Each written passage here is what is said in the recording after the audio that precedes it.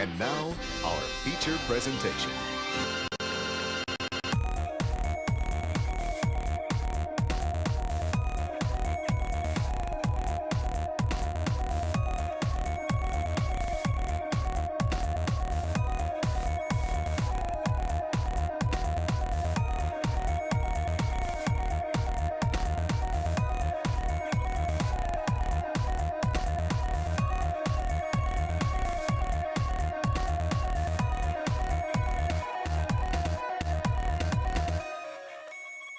That's right, back at it again after numerous technical difficulties. Holy shit. Let me know if this sounds good out there, by the way, because for me, everything has been a nightmare for the last 25 to 30 minutes. Oh my God, the nightmare is still happening. Jesus Christ. Okay. Here we go. Are we live? Namaste. We are live. Go to your happy place. And we're back at it again. I'm your host, Full Custom Hot Dog. I'm your other host, Honest Jonn. Tell them like it is on the internet. And we're going to be talking about the legend of the release of Snyder Cut today, and the Ultimate Cut, mainly the Ultimate Cut of mainly the Ultimate Batman v Superman. And oh my God, I apologize for sounding so. We had a tough rustled. time getting up online. This was where we were a little bit late tonight because we had some technical difficulties getting on the air. I guess YouTube gets more and more difficult to use. So we found out one of the mics is bad for weeks, which we think was part of the problem here with the audio. I thought I was just going mute, but apparently my microphone was messed up. So there's that, and then YouTube now demands that you use Chrome for live streaming. So I was trying to do it in Firefox or what's the other one? My brain is just pissing it all over itself right now. And it wouldn't allow it, and I was stressing out, and then I found it does it in freaking Chrome. That's another window I got to have open amongst many, and then pressing the buttons, and it's a whole other layout. They switch it up on you. It's not fun. I feel like a freaking boomer, guys. It's like we're starting over every week. It does feel like that. Always like an ever being born baby. Is there a thing like Benjamin Button? Like an eternal buttons. Eternal buttons. It's always getting reborn. But it is good to see you guys. We got Fatty and Dead Punk in the chat today. Thanks for coming, guys. John, how was your week, bud? It was good. Thanksgiving just happened on Thursday. We took a break last week. We skipped a show because there was some kind of hashtag boycott. There was like a YouTube boycott happening. And, solidarity. Yeah, we wanted to club together with our fellow YouTubers and show that we're not stoked on the way YouTube's going. Obviously. But yeah, now it's a good week. Good Thanksgiving. Did the whole family thing. Ate way too much food. Watched a lot of Mr. Science Theater 3000. How was your Black Friday? It was pretty good. I didn't...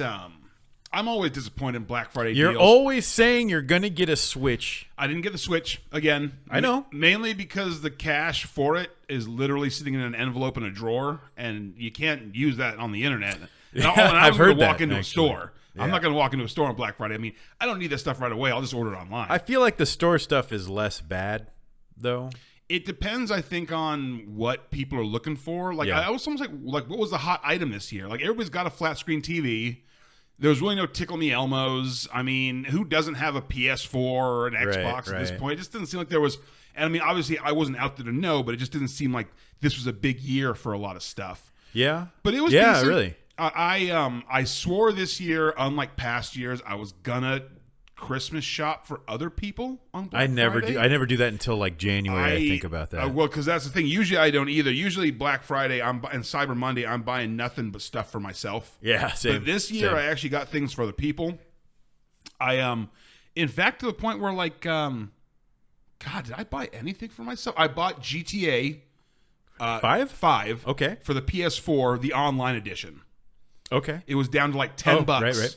On their Black Friday special. So it's the full game of 5, and then it's all the online, a bunch of bonus online content. I didn't pay for the upgrades, which gives you like in-game money, because to hell with that. No, F all that. Yeah, but there's a bunch of bonus stuff, and it was only 10. So as soon as I eventually finish playing Red Dead Redemption, I'll probably clear off some room on my hard drive and install that. And I've been jonesing to replay that game for a long time. I've never really played it online. I've never heard people have fun with GTA 5 online. I'm not gonna lie.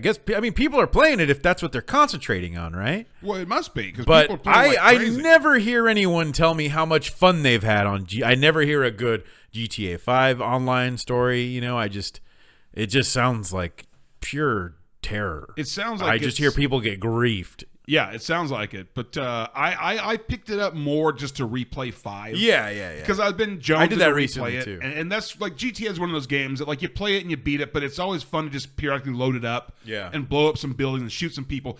And my 360, which is what the system I have, GTA 5.4 is out of commission. So I getting it on the PS4 for such a small amount of money really gave me a chance to revisit it. Yeah. How about you? I saw you posted some of your Black Friday purchases online. I'll probably do a video with everything because I've spent too much money, man. Saw you but did it's a little not bit my of fault. Deep dive into the DCCU, which maybe inspired the show a little bit. Well, okay, so part of this show was because recently Ben Affleck, Gal Gadot, of course, Snyder himself had all tweeted within a day or so of each other released the Snyder Cut. And then I was like, okay, well, maybe we should do a Snyder Cut episode talking about Batman Superman. I hadn't watched the full cut at that time. And then I thought, okay, let's, I should also rewatch the Justice League regular cut, the Whedon cut, I guess you'd call it. Yeah. Nobody's called it that. We're breaking new grounds tonight. Because it's even listed still as being a Snyder movie. Like they don't put Whedon's name on it anymore. I mean, which makes it even sort of weirder that like, oh, the Snyder Cut, but like technically if you read the credits, what we got was we'll get into the stories of that later, of course. But yeah, so I bought movies. The main ones I'll divulge into. I mean, I post a lot on Twitter, so if you follow me on Twitter, you definitely have seen. I posted Hamilton Books has a great deal that was just ridiculous. So a bunch of stuff there. The usual Amazon stuff, which is great for regular stuff, bunch of stuff for $5-6. I finished off the John Wick trilogy, which I've never seen 2 and 3. Oh, you're missing out. So I won't be for long. Yeah, a lot of fun. I actually imported. I liked the first John Wick so much I imported a copy from Korea. Wow. Because it had such a cool case. And back then I was like, if I like a movie, I'm importing a cool version. And Korea, a lot of people may not know this. There's a company called Nova Media.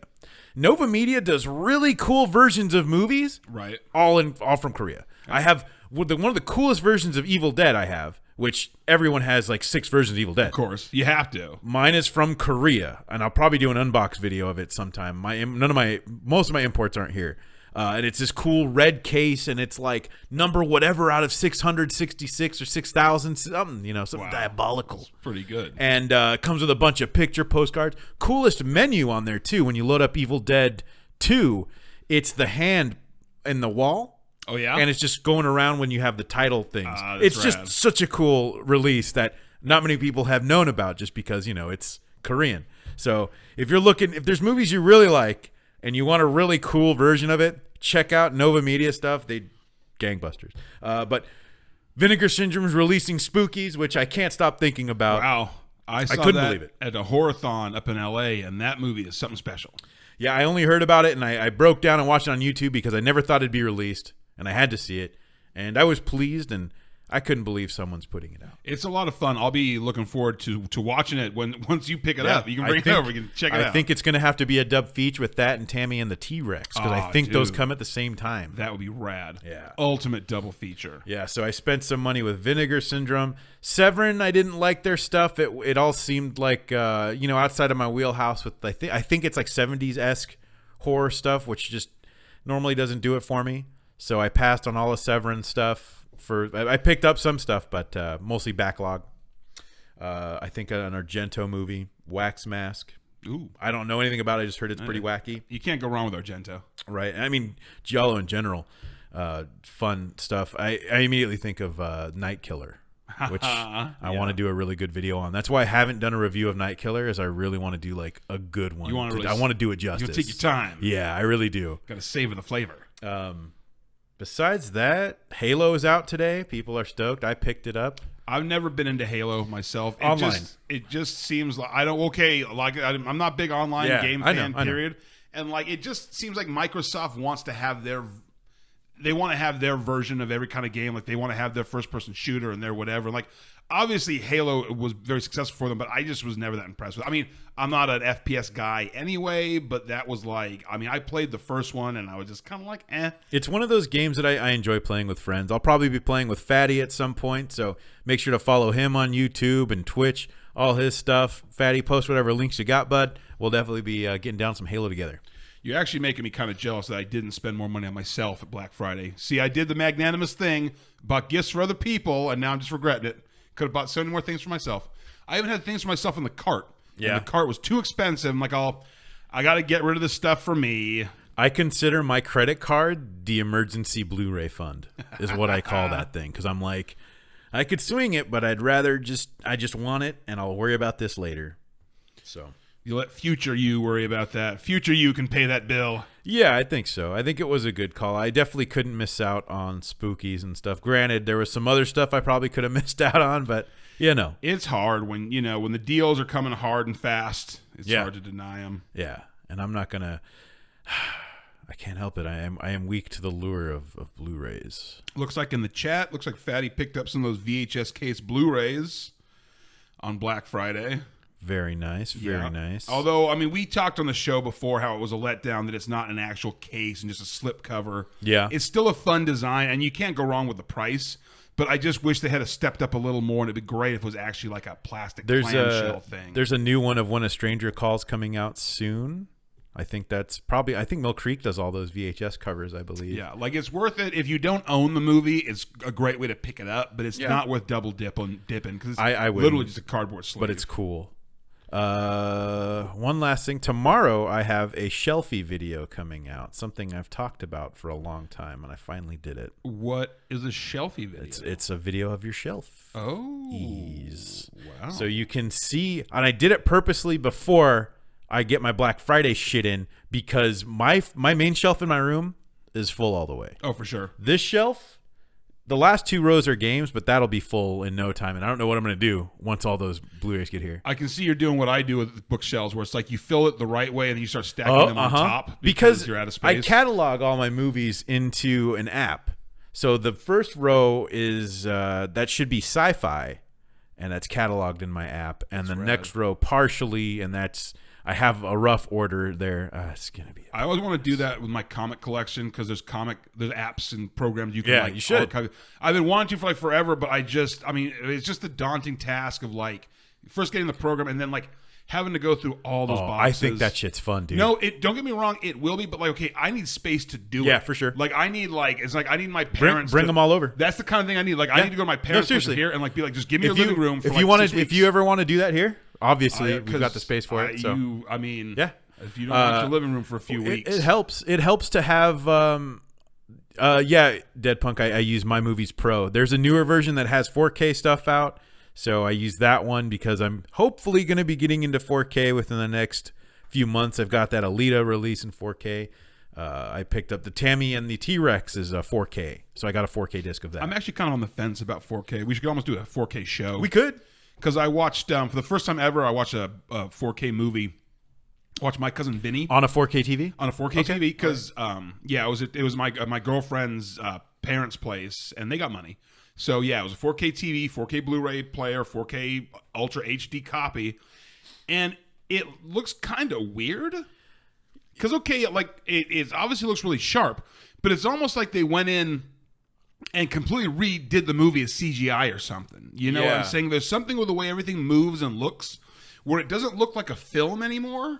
It looks like you're watching like the best cut scenes from the best PlayStation game of all time. I think it's really going to come down to what the film was filmed on, and then after that, and again, I don't know much about this technology, so I'm only guessing. Yeah. I would guess it's also going to come down to if an actual 4K transfer was performed and if the right cleanup and color correction was done. Because like that, I can imagine like a studio not taking a lot of time on, right? But possibly. But I'm sure if you took the 4K release of Suspiria, which got a legit 4K restoration color grading and everything. Well, I think that's gonna pop. I mean, yes, but I don't know that would solve the problem that I was having because I don't. Okay, I mean, I think it depends on the movie. I don't know if they're doing bargain basement 4K films. It doesn't seem like it. They do. And I mean, at least they did with Blu-ray when they would put stuff on HD. Like my point isn't that it didn't look like it was 4K. My point is that 4K looks so altered that it's like you're not watching a film anymore.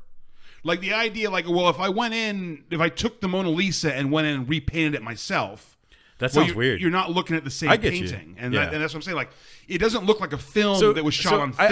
I guess one of the things I'm wondering there too, right, is like if they do a 4K restoration properly, like in the case of Suspiria, they're using the actual film. So I wonder in cases like My Cousin Vinny, maybe not. I still think that you're as if you think that I'm watching a low quality 4K. No, I'm thinking it's 4K, but like studios don't always take the time. I think the problem is what 4K is. I think 4K is that you're basically overcooking a film. Like the idea that like, well, what if instead of just cleaning it up, we basically went in and redid everything so it sparkled and shone and was color corrected and like it looks artificial. It looks fake. It looks forced. When I get a 4K TV, should that ever happen, when it happens, it'll happen. We're gonna put up your copy of My Cousin Vinny versus my copy of Tammy and the T-Rex, and we'll go head to head. It's going to take some time getting the right equipment. I just know when it comes to Blu-ray stuff, big-time studios do cheap out on some movies. Oh, for sure. So I just wouldn't be surprised if that was the case with 4K. I don't really know. Like I said, I think my problem with it was, like I said, is not that the 4K was failing, it's that the 4K was succeeding. Yeah. Like that's what 4K is supposed to look like. So you think it was like just too much? That's what I'm saying. Yeah, that's what I'm saying. That like not that this was a shitty 4K movie, is that the 4K process is like it's hard to describe it, but like the idea that like you have a film that's live action, right? Yeah. Then you go and you recreate the entire scene with the most high-tech CGI imaginable. So the people look like people, and the buildings look like buildings, and everything looks photorealistic. Yeah. But it's still a computer simulation. Okay. That's not what this was, but it's kind of what it looked like, as if, like, when you see pan and scan. Yeah. And it takes you out of it, but you can totally see that they're doing that. It made it look like the entire film was in like some sort of pan and scan style process where you could tell they went in and completely redid this film to be in this super high Ultra HD format that is reaching a point where it's not natural. I feel like it's akin to the first time I saw Pirates of the Caribbean on Blu-ray on a like nice TV. Yeah. And I looked at the water and I was like, that looks like a swimming pool. Right. And it no longer looked like the ocean. Yeah. Is it like that? I mean, maybe. And like I said, that's the first 4K movie I've watched. So bring over My Cousin Vinny. I don't own it. It's not mine. I am so far. I'm even further away from you from having a 4K setup. It'll be a long time. You at least have pre-ordered 4K movies. I have one. I'm probably more likely to be buying VHS on Laserdisc than buying 4K And the thing is, too, a lot of the 4K movies are coming with their Blu-ray versions. Like I ordered. Once Upon a Time in Hollywood, I ordered because of that crazy set. Sure. 4K with Blu-ray, which is neat, and if they're going to pack it in there, that's cool. And I'm sure eventually the industry will turn to that point. It's got it, right? Basically, will have to. I just don't think the boutique labels will. I think it'll be a while before you see a lot of that stuff that I like on Blu-ray, or that we all like on. Other than Tammy and the T-Rex, I feel like most of that stuff's far away from 4K. I'm curious to see what their next 4K releases are going to be. I'm curious to see Severin. Severin's going to be doing. They've hinted at some Jodorowsky releases for next year. Wow! Because they've kind of dropped some hints. I think a lot of people are let down by their Black Friday, from what I've heard. So they kind of dropped some hints like about what's coming next year. And there's some talk of some Jodorowsky. There's also rumors that Arrow's going to be doing a Jodorowsky box set. Either way, I'm getting a set of Jodorowsky next year. I'm ecstatic. That sounds pretty. And from one of two fantastic companies. It's win-win. You know? So you see in the chat, Gwaldzilla, he gets what I'm talking about. It fucks with the speed, looks like shit, things look unreal, and it fucks with the Uncanny Valley. That's what weird. I'm saying. That's what it looked like to me. Like I'm watching the film redone with computers, as if they've used computers. Yeah. Like, okay, when you have a movie from 1910 and you got to go and you got to digitally fix it, that's one thing. But they're taking modern movies and fixing stuff that's not. It's almost like they're George Lucasing these movies. Yeah, that is odd. And like I said, it's literally the first and only 4K film I've watched. But just the whole time I'm watching this, and I'm usually like, okay, money notwithstanding, I don't resist technology. You know, Yeah, what I'm saying? I know. I'm jumping right on the latest technology. So it's not like I'm resistant to the concept of 4K. I was actually surprised and disappointed. I'm like, this is 4K? I thought it was going to look rad. It doesn't. You know, when Texas Chainsaw got a 2K release, or I think it got like a 4K scan, I can't remember. It got like a new restoration. Yeah. And I remember people were like, oh, it's supposed to look gritty. And I like my VHS. And like, cool. But then someone told me, like, you know, the way the directors want their movies to be seen is like this, is in its purest form, is this 2K, 4K, not in a shitty VHS where you can't see it. Yes, so I wonder if, like, My Cousin Vinny is supposed to be viewed not in like a lower res? Is that weird? Well, okay, it could be. First off, there's a look to film. No, absolutely. Film's supposed to be shot on film. 4K doesn't look like film. Now, just because it's on film doesn't mean it has to be grainy. You know, so like if you watch, you can watch a movie on TCM, for example, and they've done all kinds of restoration to like old black and white films, crystal clear, looks brand new, but still looks like a film. Like I said, this looks like they remade the movie with computers.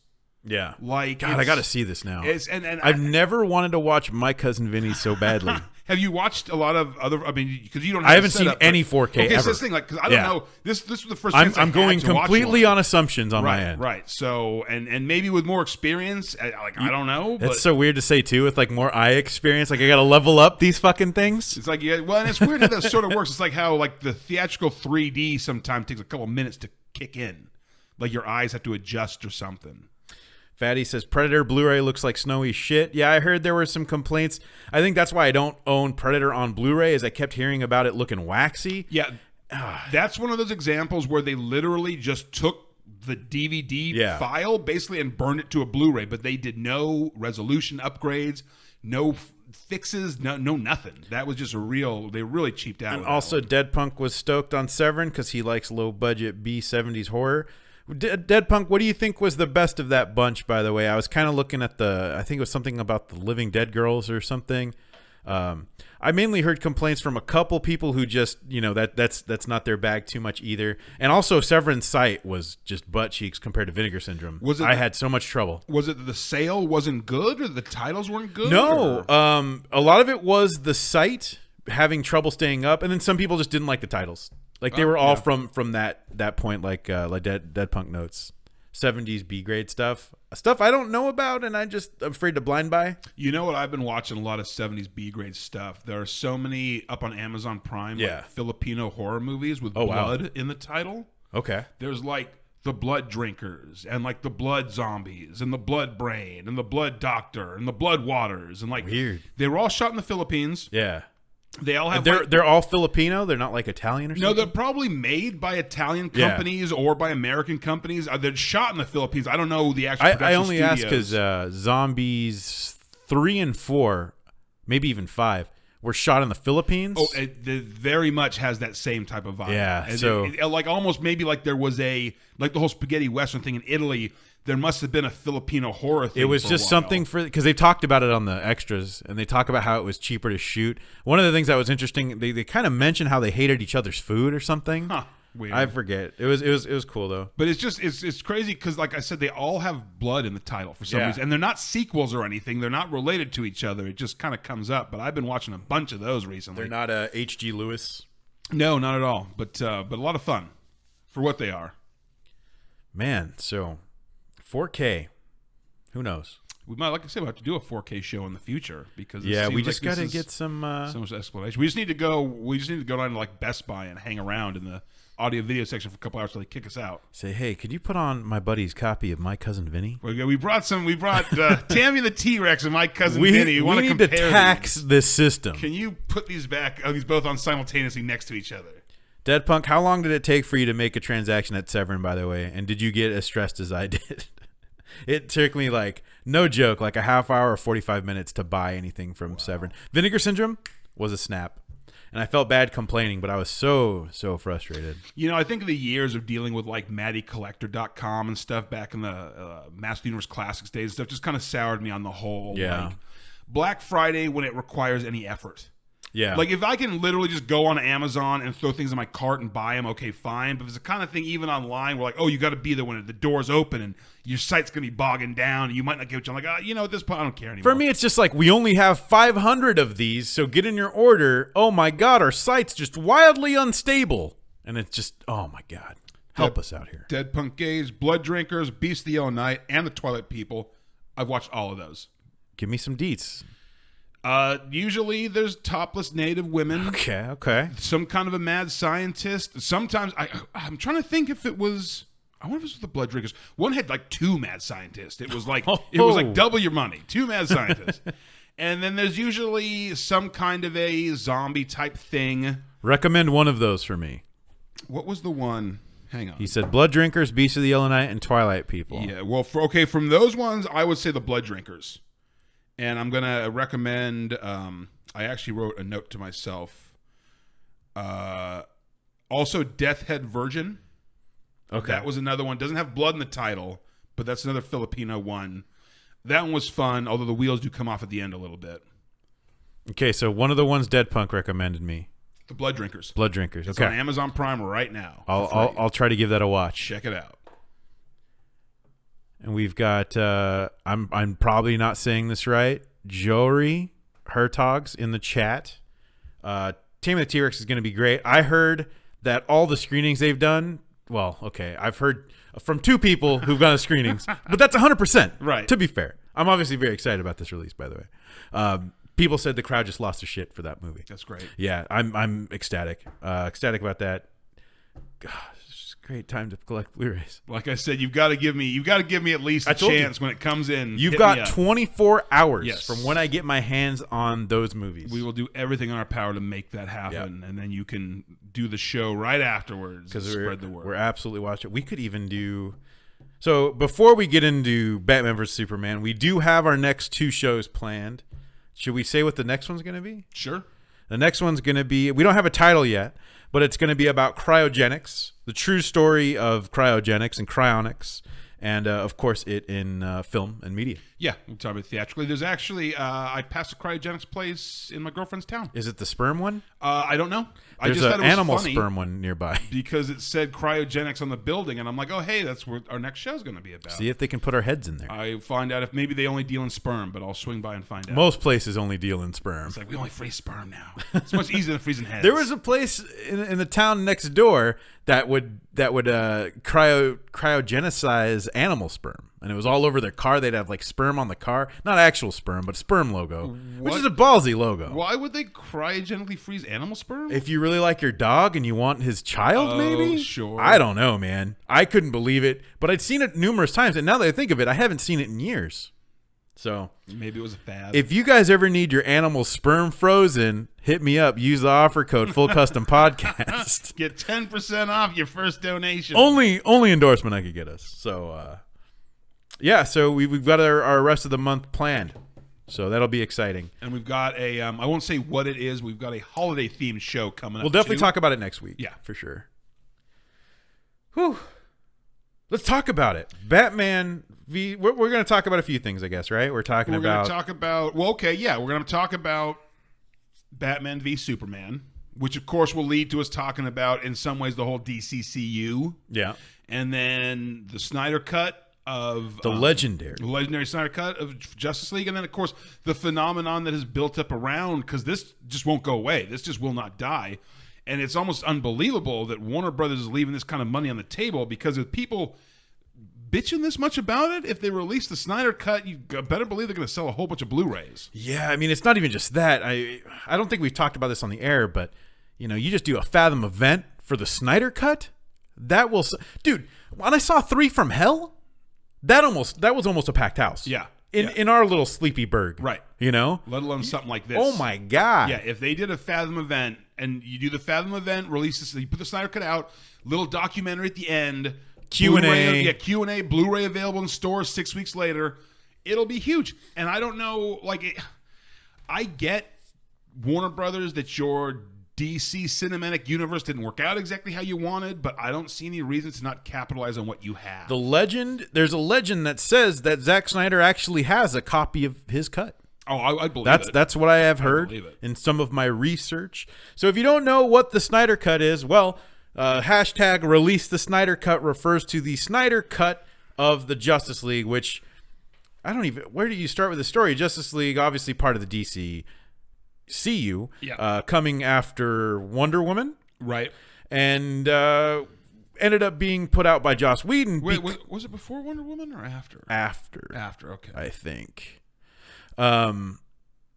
Joss Whedon had to take over because Snyder's daughter killed herself. Yeah. And obviously, I mean, nobody blames him for not working. No. And I don't, because, okay, they've been having problems, obviously, since day one. I mean, it was really Man of Steel kicked off this current incarnation, which was polarizing. Yeah. I personally liked it. But even though I liked it, I can as a lifelong pretty much Superman fan, I can understand because okay, like when you go to SD Comic Fest, right, which is the small Comic-Con that was kind of restarted by people who started the original Comic-Con. Yeah. Any panel of Superman, they hate that film. Yeah. Real old school Superman fans hate Man of Steel, and mainly because they had Superman kill Zod at the end. Spoiler alert. Now, first off, they painted Superman into a corner. He had to kill Zod. What else could he do? Now, they would say, like, oh, he would have found a better way. Superman would have found a way. Listen, if you've been reading Superman going back to the Golden Age, he used to kill people all the time. Everybody did. That's just what you did back then. That's how they were two-fisted, Hitler fighting superheroes. They'd shoot people. They'd throw people out windows. It just didn't matter. So the idea that Superman could never kill anybody, I mean, you're choosing which part of the history to believe. Yeah. And also, like, I like the idea of the never again scenario. Mm-hmm. He had to kill Zod because he had no choice, but it shocks him to his core, and so never again. You know what I'm saying? Yeah. But anyways, so it already was having issues. Everybody loves the Marvel movies. DC wanted their movies to be as popular as the Marvel movies. The Marvel movies are jokey and fun and snarky and nothing serious. And Zack Snyder and honestly DC Comics has always been trying to go like more serious. Well, not even just that. You also had Christopher Nolan producing since Man of Steel. Right. So he obviously is going to want his grounded take, which I think is fine. I mean, I think that works in its advantage. I think so too. It makes it different from Marvel stuff. Right. I think going their own direction is a great idea because it does make their stuff stand out. And I mean, when you see like Zack Snyder's Watchmen, which is also polarizing, I mean, I think that brings that epic feel to these stories. And there's always been an epic nature to the DC characters that is the Marvel characters are the more down to earth ones. Yeah. And the DC ones are really more the demigod, iconic ones. They're the myths. Right, exactly. That's why you can have so many takes on these guys and they're still recognizable. And that's why I think, and I've always thought the serious spin they were going was the right way to go. I personally felt like I could identify with Superman more. Right. Superman is this outcast, which he's an alien. Yeah. How's he going to feel like a human? Right. And so, I get why people wouldn't like it. It makes sense, but I also, right. I mean, I think they were trying to do something different. And Man of Steel was like a decent success. Yeah. And then Suicide Squad, I mean, because then the problem they had was like they start altering the films based on fan reaction because technically there could be another Suicide Squad cut out there too because that was edited. I ordered it, but I haven't seen whatever this other cut of Suicide Squad is. Now, I can't imagine it's that much of a better movie. It's not. It's really just an extended That's what edition. I figured. I think that's what it is, actually. I think it's an extended It cut. just has some more stuff. But I mean, supposedly there was, at least at some point, a much different cut that like they showed to test audiences and it was too dark and too serious. Yeah. So they had to do reshoots and put in a bunch more jokes and stuff like that. And then Batman v Superman comes out, and it's not panned exactly, but it has a really big opening weekend, and then has the biggest second week drop off of all times. Well, because to be fair, who's not going to go see a movie called Batman v Superman? You can't lose. Yeah. Listen, you got Kramer versus Kramer. You got Godzilla versus King Kong. Alien versus Predator. Freddy versus Jason. How many versus movies? The People versus Larry Flint. Like, there's so many films out there, like two titans tussling head to head, even though it's a little weird. I remember, the first time I saw there was a big theatrical stand, those big cardboard stand-ups, and I think it was like a poster, and it's like Superman or one punching the other one like right in the face. And I'm thinking, you know what's happened in the comics like this? Like pretty much, I mean, never like Batman versus Superman. They're kind of best buddies. They got like a little bit of a bromance going on. I thought it was an interesting way, like in retrospect, because it's so weird. Like, so fun fact for all of you out there, this is actually me and John's second podcast about Batman v Superman. Yes, right. So I actually went back and listened to the old one before, and it was just really funny to hear how excited we were out of the theater. But like, I feel like our opinions are still pretty much the same, so I was kind of glad to hear that. Was that a Dinner and a Movie, right? Yeah, for Film Stain? Yeah. Wow, that is a long time ago. Yeah, we used to have a podcast that we did a few times called Dinner and a Movie, where we would go see a movie. Terrible idea. It was great and terrible idea. Yes, right. It's simultaneously the best and worst idea we ever had. So, you know, we go see a movie, and then we literally leave the theater and go to a restaurant and set up microphones and talk about the movie while we eat. Which, don't order crunchy food if you're going to do this. I don't know. Some people loved it. Some people hated it. I thought it was a good idea. It's kind of a cool idea. I mean, at least it was fresh. Yeah. I remember people getting pissed in the restaurant, too, because we were dropping spoilers if people hadn't seen it yet. Because we literally did this the night that it came out. We would go, We're like at Chili's the Friday night. So that was a bad idea. So maybe that wasn't a good idea. It was a good or bad idea. Anyways, so yeah. So we've definitely talked about this before, and it was kind of neat hearing our ideas sort of. I feel like we've stayed the same pretty much. I think we both still like this, like Batman v Superman. It's interesting to hear, like, my complaints would be like, well, they don't really explain this, this, and this.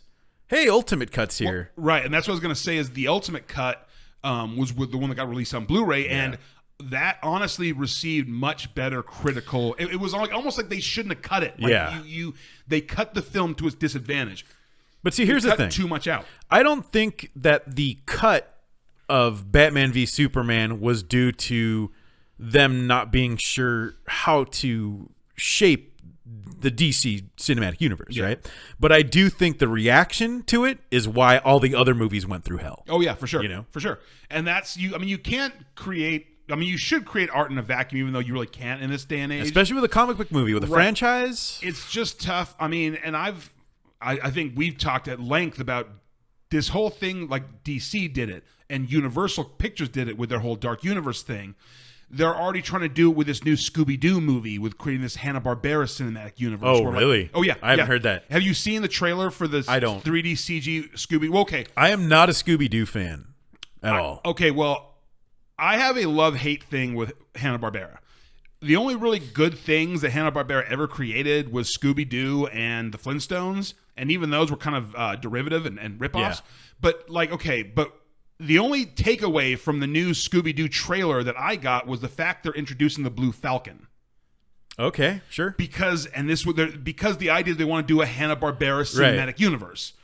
And, like, you're putting the cart before the horse. Disney didn't even own Marvel when Iron Man came out. Yeah. And when Iron Man came out, there was no plans for anything else. They did Iron Man, they did the Hulk, and for a goof, they put Tony Stark in the end of the Hulk, because who knows what's going to happen here. Should have put in the Harlem Globetrotters. Maybe this will work out, the Super Globetrotters. And but DC is like, oh, we haven't even made a movie yet, but this is already going to be like 10 movies. Yeah. And they so badly wanted to ape Marvel's success that when people were like, oh, these movies aren't like the Marvel movies. They're not all funny and silly. They're like, oh, we'll change them. We'll make them fun for you. Oh, you want jokes? We'll reshoot them. Jokes. And that's how you get the Whedon cut of Justice League. Right. And Dead Punk earlier asked something like, do we even know just how different Snyder's version was from Whedon's version? And I think the answer is not quite, but I feel like you can sort of pick out a lot of Whedon's jokes. And one thing that Red Letter Media points out is how the costumes look much different, as if you can see the patches as if they were designed for darker lighting. Yeah. And you can kind of almost see the seams, I think. It could be. It could be that obviously lighting it up literally as well as metaphorically definitely would have the thing that he would. I mean, every time. And also the change. Wasn't Darkseid supposed to be the villain instead of Steppenwolf? Yeah, but I think that would have been changed before. There were reshoots. They had to get Cavill back, who wouldn't shave his mustache. Right. Well, see, here's the thing. And once again, this is going to be scattered, so we're apologizing ahead of time. We're going to be all over the place. Yeah. They changed it from Darkseid to Steppenwolf because they thought that Darkseid was going to be too much like Thanos. So while you're busy ripping off Marvel, you didn't want to rip off Marvel. And guess what? You could have got to the table first. Yeah. Other than a couple of quick after credit sequences in Guardians, Thanos hadn't been in the Marvel universe. Nobody knew. And they could have had Darks in there. And listen, even in the comics, nobody gives a shit about Steppenwolf. That is such a D-list villain. You know what I'm saying? Even if you were going to bring other people from Apocalypse, like at least like Desaad or Kalibak or something, like Steppenwolf, nobody cares about Steppenwolf. In the comics, he's like some kind of like German hunter guy. I mean, a lot of the New God characters that Kirby created are kind of out there because that was Kirby. Yeah, sure. But I'm just saying that like you deliberately gave yourself a D-list villain because you were afraid people were going to be drawing comparison between you and Marvel when everything you're doing is trying to rip off Marvel anyway. I mean, isn't Darkseid just a more badder-asser Thanos? I actually thought they were both created by Jack Kirby. Yeah. And I thought so too. That's why the two, but I could have swore I read recently that Jack Kirby didn't create Thanos. Okay. Somebody else did. He did create Darkseid because he did the whole New Gods thing, but I think it was actually somebody else who created Thanos. But there's so much of that in comics anyway where characters from Marvel and DC deliberately sometimes as a goof, the fact you're hiring the same people, they'll have these kind of same characters that show up a lot of the time. So they're basically the number one, right? Deadpool. Oh, yeah. Deadpool, Deathstroke. You can't, I mean, you know. Slade Wilson. Come on now. I mean, Cyborg Superman in the DC universe, his whole storyline started off as a spoof of the Fantastic Four. There's even an issue where they imply that Mr. Mxyzptlk is actually the Impossible Man from the Marvel Universe. Oh, jeez. Just the same characters crossing over to two different universes. It's crazy. So I really like Maverick's comment here. He's saying, comparing Man of Steel and Christopher Reeve's Superman makes no sense in my opinion, since Christopher Reeves is basically Superman from the Golden Age and Man of Steel being the more realistic version. I think it's kind of a great way to put it, right? I agree. And okay, we all love Christopher Reeve, and we all love his portrayal of Superman, but it is very much in its era. You can't make that movie anymore. Even though Superman is very much still that character, you've got to kind of update it a little bit. Now, like, because... Okay, Dead Punk Gage said about DC saying they don't know what to do with Superman and how to make him relevant for today's audiences. Which has been a big thing going around right now. And it's always been Warner Brothers' problems. Like, if you go back and you look at the legacy of what eventually became Superman Returns, when Kevin Smith was working on it, so many different scripts, so many different rewrites, and the kind of thing where, like, they wanted, like Kevin Smith, he was on Conan O'Brien one time, and he was talking about meeting with, like, a Warner Brothers executive talking about the Superman thing. And they were talking about like the guy who could play him, and like it was like what's that name of that guy? He played Harvey Milk, and Sean Penn. And he was like, yeah, I was thinking we'd get Sean Penn to play him because I just saw what was that one movie, Dead Man Walking he's in? And he's like, oh, you see it in his eyes, and like he's like a killer. You see how driven he is. And like it's Superman. Like they don't get it. They want Superman to be Batman. Yeah. They know Batman. They made a lot of money with Batman. And so it's like when they do a Superman movie, it's like, well, can we make him Batman? Like the whole Tim Burton Superman thing that didn't get off the ground was really just going to be crazy. Yeah, well, because they were like, it's going to be him as Batman. Like you can't get away from that. And they don't get the character.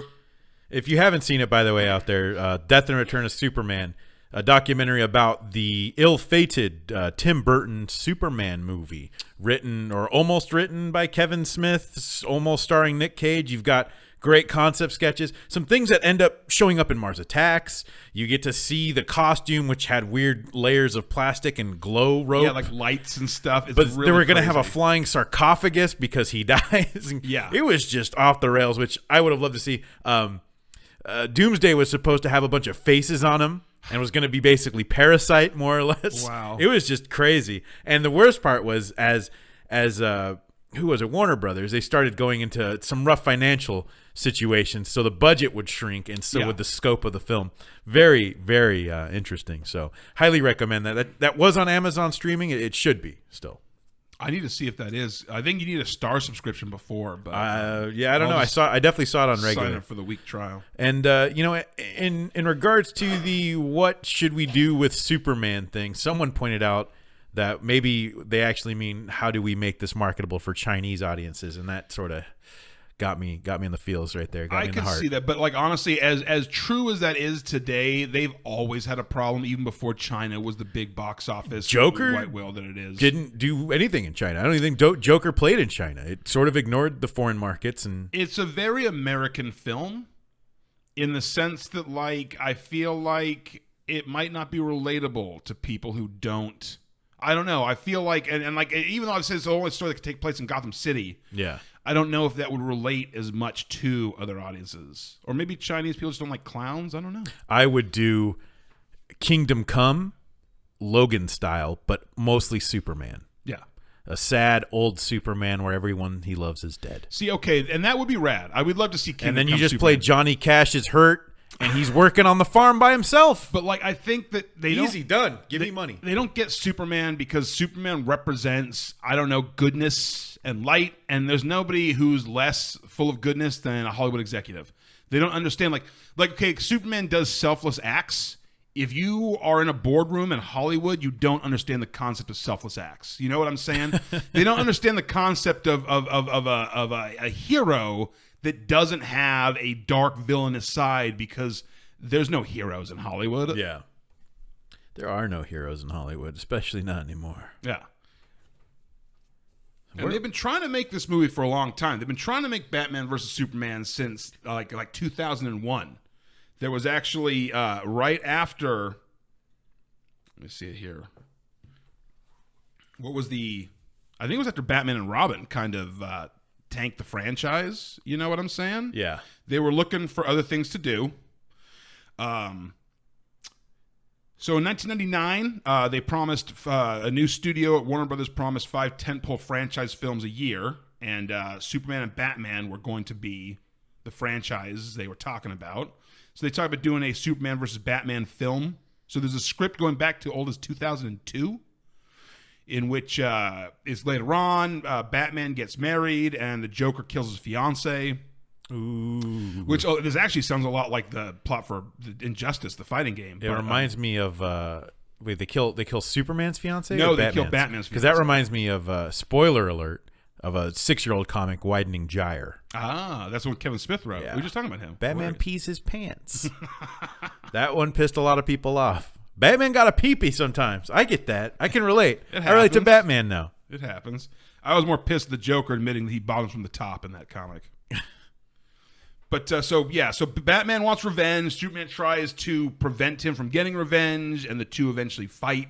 And then it turned out that Lex Luthor was behind the whole thing. Yeah. This fell apart, and it ended up eventually, because it was going to become a different Superman film, Superman Flyby, and then eventually it just became, they made Catwoman instead of making another Batman movie, and they made eventually made Superman Returns. So it fell apart there. I don't know if you remember in I Am Legend. There's a scene at the beginning, right when the city goes to shit, and Will Smith is on like the city streets. There's actually a billboard for Batman versus Superman. I vaguely do remember that. Yeah, as a little Easter egg, because at the time it was still like, okay, there's two things that they keep reviving: Batman versus Superman and the death of Superman. And every couple of years they'll kind of pull this ball out and kick it around a little bit and see if they can make it work. And they won't, because like we talked about, every time they've made a Superman movie, they keep putting his death in it. They put it in Superman Returns. Then they put it in Batman v Superman. Like they still have they still talk about like, oh, maybe we'll do a Death Superman movie. Like, because it made so much money, they can't get over that as a storyline. So they're like, we got to do that, right? That made the most money. Definitely one of the biggest hindrances in BVSs. I think, okay, I can think of 3 things off the top, right? Doomsday, I think, is a huge mistake for Batman v Superman. Oh, yeah. The death of Superman. And, of course, the one thing everyone says when you tell them that you've just watched BVS. Martha. Yeah. And it's funny, too, because I will defend this movie. I do, too. I will defend it almost to my dying breath. People talk shit on Jesse Eisenberg's Lex Luthor. I think it's awesome. We did defend Jesse Eisenberg's Lex Luthor on the show we did. Yeah, and I mean, people say they don't like this, they don't like that. There's plenty of things you can defend, but the whole Martha thing... That's the only thing It is impossible. It is impossible to defend it.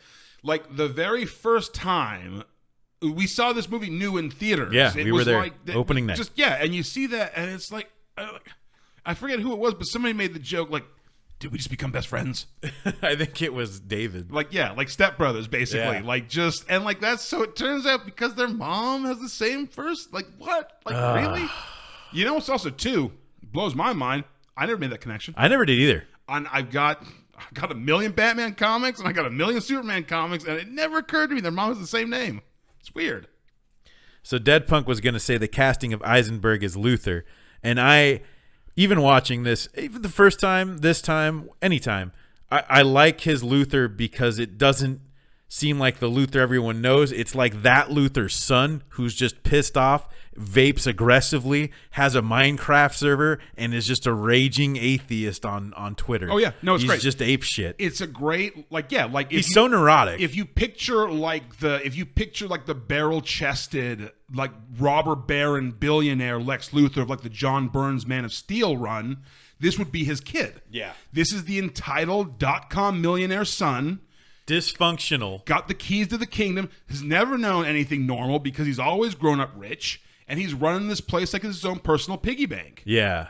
So that's kind of the what I liked about I like the whole cast here. I really like Batfleck. I think that's one. Okay, I think Ben Affleck was awesome. I'm still pissed that we never got our Ben Affleck Batman movie. Yeah, same. Like when there were stories that he would like step away from filming to like take down notes, and like he was so stoked on doing it, and he couldn't wait to make this movie, and then he got chewed up and spit out by the Hollywood bullshit machine. Because he was supposed to direct his own Batman. Yeah, he was. And then like Warner Brothers was probably like, oh, well, we understand that Marvel does these things with a committee, and that the director gets no say, and we just tell them what to do, and they do it, and that's how we want to do it. And he's like, you know what? Peace out. I'm not doing this. Dead Punk nails it. The millennial hipster Lex Luthor. Yes. Absolutely. And that's perfect. But crazy. Right. And crazier. people talk shit on that, but it's the year when this came out, like 2017. That would be Lex Luthor. I think so. He's not going to be some fat bald guy with a cigar and a business suit. Superman. I've got you now, Superman. Yeah, this ain't the 1950s or the 1980s. Stealing Hostess cakes. Right. Like stealing,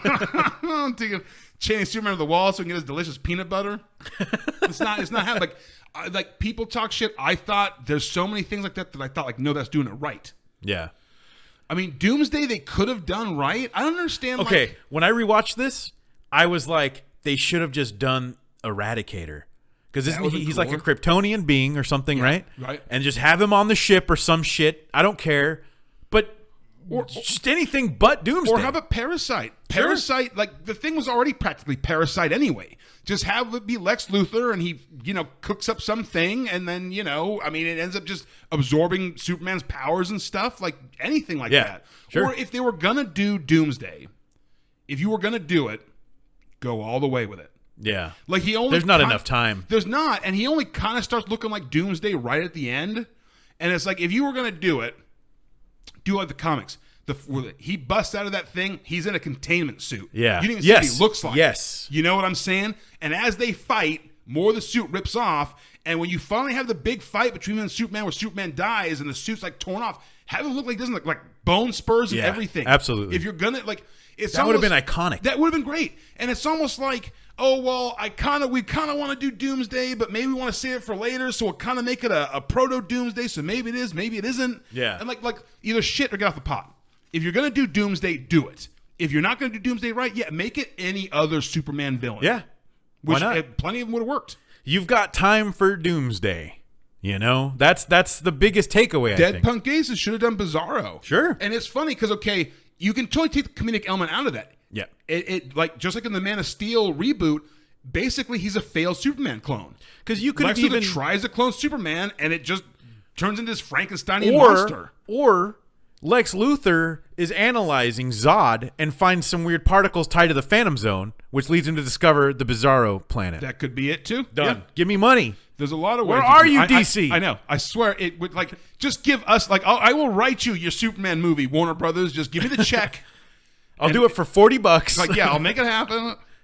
$40. I'll do it for exposure dollars. Yeah, just put my name on it, and that's fine. I'll get paid for my next job. But yeah, do you remember what you guys said about the Doomsday? About Doomsday in the previous episode? It's been a long time. The 2 years old retro Cave Troll. Oh yeah, you and your brother both remarked Cave Troll from Lord of the Rings. That's right, because it does look like that. Yeah. And it does the Cave Troll thing that all CGI monsters have to do. Which is exactly what you said on the episode. At some point, it has to look at the camera and roar. That's what they all do. Every time you got a CGI monster, at some point, it will look at the camera and roar, and there'll be like spit going everywhere. Yeah. I'm like, and like, yeah, I saw it was cool when Peter Jackson did it, but that was like 20 years ago now. Jeez. Damn, that was, huh? Yeah, it's just a shame. But yeah, and so that's just another wasted opportunity. Also, like, they tried to pack too much into this film. Like, is this Justice League or is this Batman? So it's Batman versus Superman with Wonder Woman. With Wonder Woman. I don't understand why Wonder Woman's not in the billing. She's in it plenty. Yeah, she really is. Like, I'm not even, this ain't like a hashtag Me Too thing here.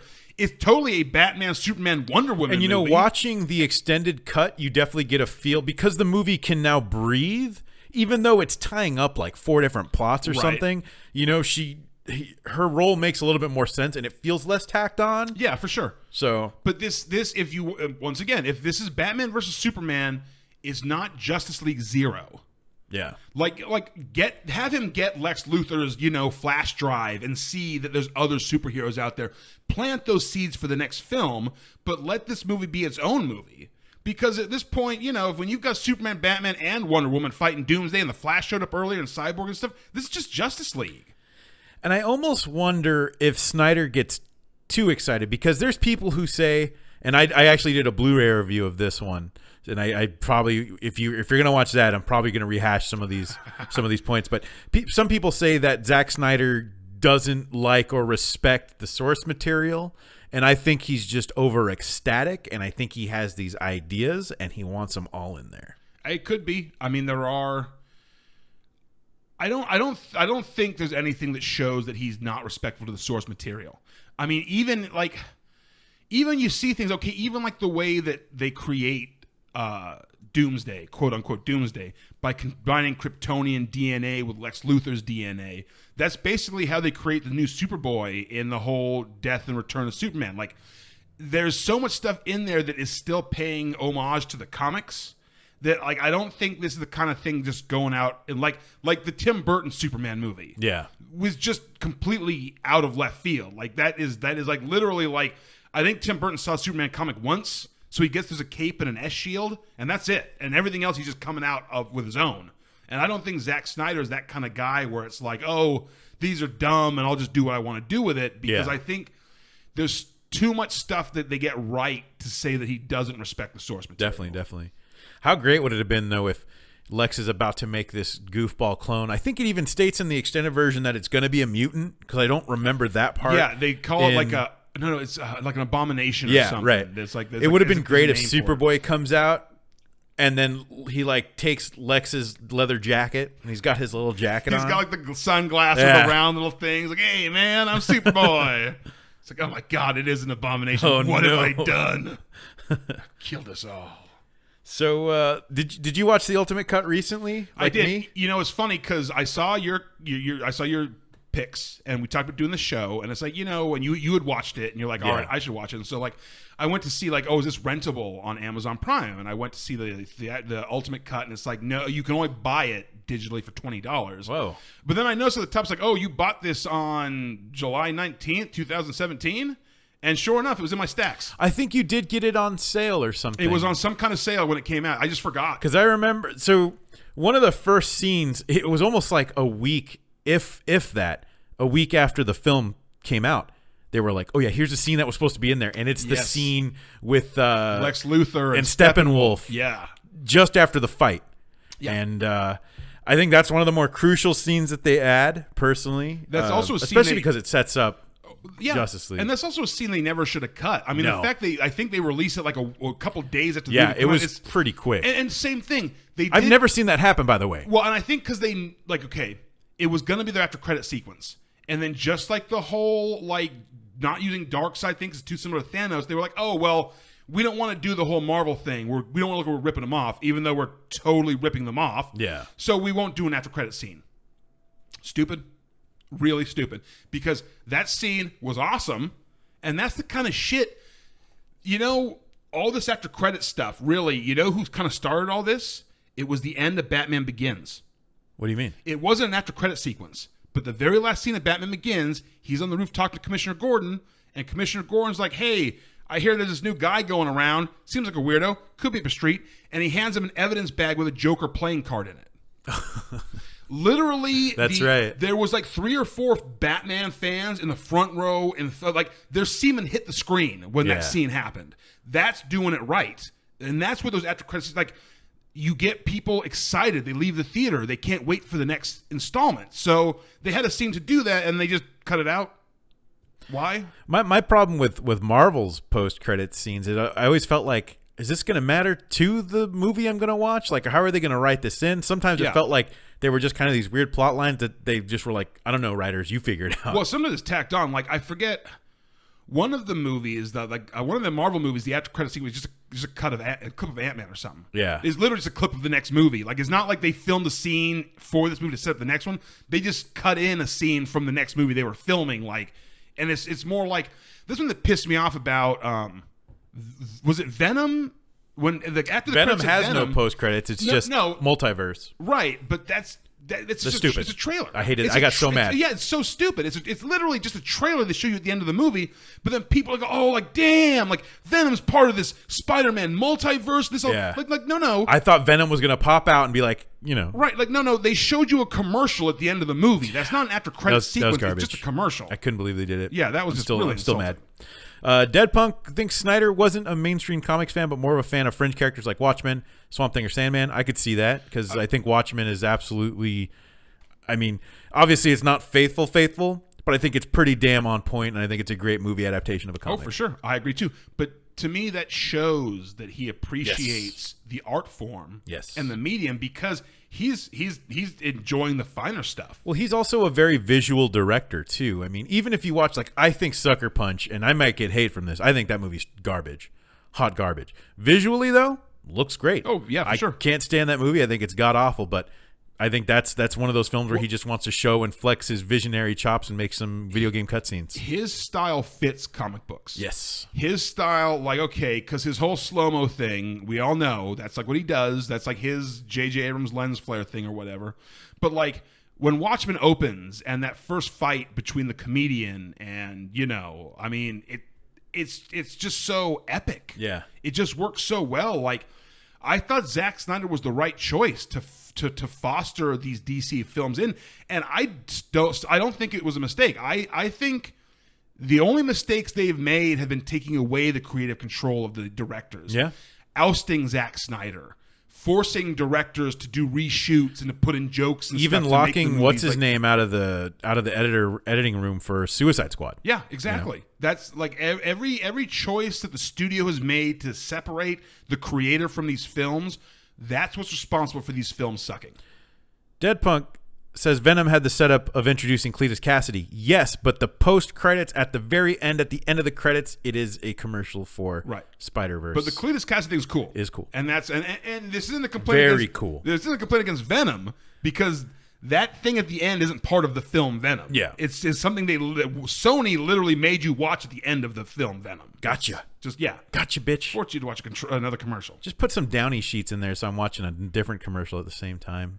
Garbage. And it was, the setup for Civil War with Ant-Man. Yeah, I don't remember that one. That was just kind of like phoning it in. Like, we'll just show a scene from the next So I do movie, feel like at some point we'll probably do a episode about the ultimate cut of Watchmen, or we'll probably be doing a part 2 of this one at some point. Have you seen the ultimate cut of Watchmen yet? No, it's 4 hours. Okay. I own every version of that movie. Yeah, I do too. I love that movie. When it came out, I bought it.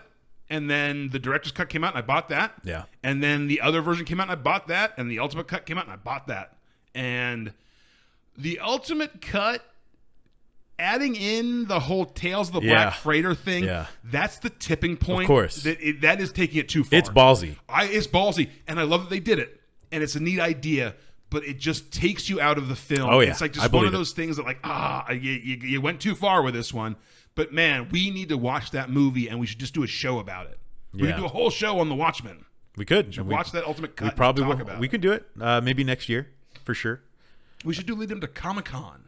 Yeah, like we could do that too. Like on the weeks leading up to Comic-Con, maybe we could do like a few of these big comic movies, like Blank Man, Meteor Man, the original Puma Man. Yeah, to hell with Black Panther. I mean, come on, the original black superheroes. Steel, Shaquille O'Neal is Steel. Oh my God, that's one I haven't seen. I think when my girlfriend signed up for HBO Plus, the first time they had that movie, like, I'm watching this. How'd it go? Watching this. It's terrible. What a shocker. Terrible. But, I respect they tried making it. They were really, going to give something different. I remember when Steel came out, I feel like I remember people in the comic shop saying he looks like Shaquille O'Neal. Or somebody. I'm gonna guess it was Shaquille O'Neal. Well, even like in the Marvel Cinematic Universe, when they did the Ultimate Avengers, they drew Nick Fury to look like Sam Jackson. Yeah. So they cast the role for him already before it was even going to be a movie. Dead Punk notes that Snyder's good visually, 300 Sucker Punch, and Dawn of the Dead was great. Dawn of the Dead was fantastic, a fantastic remake, and it's also written by James Gunn, I believe. Yeah, James Gunn. So I mean, what a 1-2 punch of James Gunn writing and Zack Snyder directing, and that is to this day, I think, the best of any of those kind of modern day remakes. Oh man, and not only the best, but the only one that's good, the only one that outperforms I'm pro the remake. original. I'm not the guy you want to. Yeah, I know debate. You are. I know you're pro remake. I'm trying to think of my favorite remake, and right now I'm going to say it's going to be Willard. Okay, well, hey, because I think interesting. Because here's why. Because I think the original of Willard is so not good, and the remake is so good that there's a huge disparity of goodness versus Dawn of the Dead's already pretty good, and his version's also very good. Right, smaller. So it's like if you start off with worse source material. Yeah, and it's very impressive. Did you hear, Jim? This is totally off topic, but did you hear they're making a new RoboCop film? I know it's been talked about. I've heard it's going to be a sequel to 1. Yes. They're going to do the Halloween treatment. And the whole Terminator Dark Fate thing, right? Where 2 and 3 and that weird Canadian TV series with the ghost girl. Bad. None of that happened, and this is just a sequel to I 1. could understand ignoring 3 because 3 just destroys everything about RoboCop. No. But 2? I feel like 2's fine to have in a canon. Yes, I don't. Okay. And I love 2. I love 2 more than you. We probably do. I do. And because we've talked about it. This. And I don't. And obviously, listen, I get it. 1 is which I got my copy, by the way, from the nice. Arrow. Yeah. Excellent. Is it for 2, right? For 1. RoboCop 1. I think Scream Factory released 2 and 3. Okay, which 2's been out of print for a while. 3 was in the Hamilton book sale. I had it in my cart, and I was like, what am I thinking? I know, right? Please, no, come on. And I love bad movies. They're going to pay you to take that one. Yeah. No, I agree. Yeah, 1, I mean, you don't have Paul Verhoeven and stuff in 2, and it doesn't have the same kind of, I don't know, like gravitas or whatever 1 is. But 2 is a super fun movie. It's real good. And I think it works as expanding the concept of the character. Yeah, absolutely. I think that's a great natural way to take the character. So it's a weird one to ignore. I think it is. I think, and I don't, this movie, and if you don't have Peter Weller, what are you doing anyway? Yeah, exactly. Because the other things they can bring, like they bring back Jamie Lee Curtis. They bring back Schwarzenegger. They're not bringing back Peter Weller. So how are you going to make this feel like it's a sequel to 1? I mean, it doesn't. Yeah, I mean, it's just going to be another. It's just going to be like another bad remake. I wonder if they're just going to remake 2. Dead Punk Gage notes John Carpenter's a thing for good remakes. Okay, Man, true. I revisited that recently. I forgot how good that movie is. And you know what? I own 3 copies of that movie on Blu-ray. Wow, seriously? Yes. Yeah, I haven't watched any of them. Not until recently. I watched the Scream Factory version. I have a killer version from Arrow, which I'll probably do a video on at some point.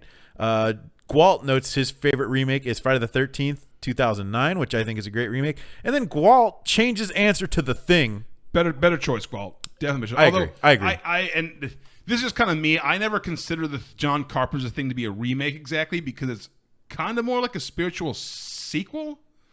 Because in theory, like when they run into the alien at the beginning, those guys could be the first expedition from the first film. You know what I'm saying? Like there's a thing where like if you watch the first movie and where the first movie ends, if the first movie was set in the modern era, that could be kind of where the movie sort of goes. I've never seen the original. The original's great too. It's outside my wheelhouse. Oh, for sure. It's black and white. You never make it. You never survive.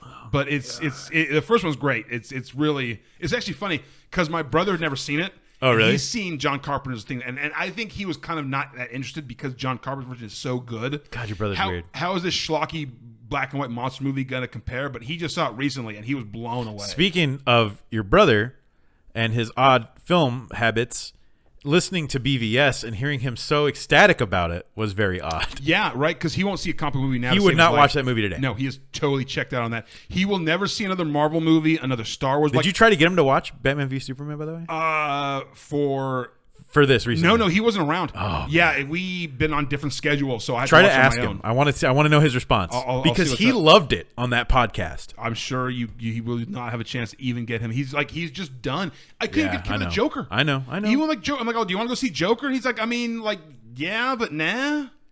Like, literally, if you bought him a ticket and drove him to the theater and sat him in the seat and turned it on, he would watch it. But there's no motivation in him whatsoever to watch any of these films by choice. Yeah. He'll never go to the theater and pay money to see any of these, which is weird.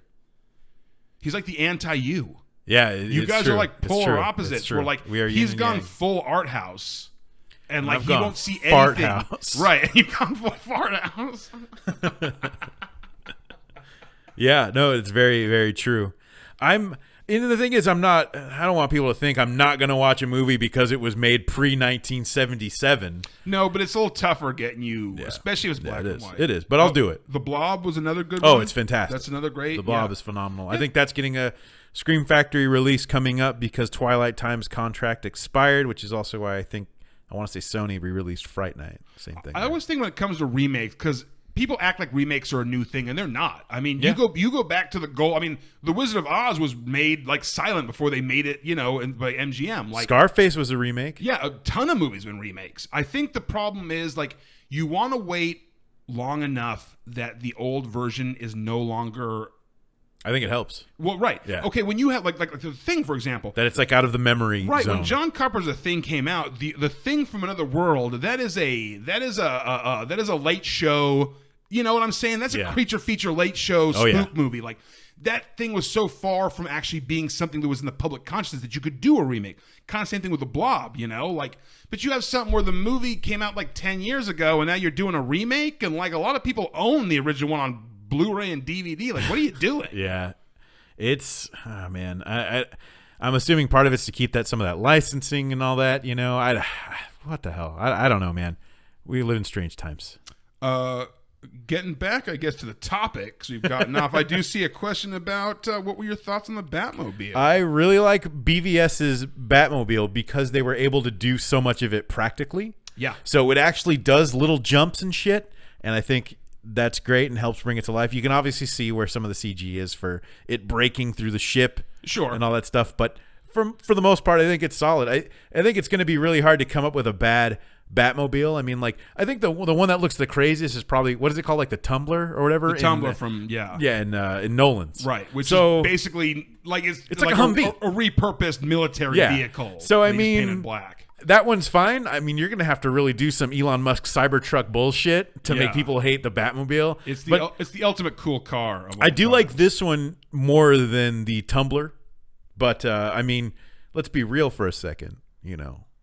The Burton one's iconic. Oh, for sure. That is the Batmobile. Well, it's funny. A lot of people talk shit on the B versus S version because it had guns built in. Yeah. But, okay. Well, even back that up, people are mad at the BVS Batman because he kills. Yeah, he does. Yeah. And I get it. Well, okay, to be fair, he doesn't straight up murder. He shoots people. Yes. Okay. He has guns. No. He has guns. He has guns. He has a grenade launcher. But he doesn't like shoot people in the face or the head. Oh, okay. Like, you know what I'm saying? He, by his disinterest, allows people to possibly die.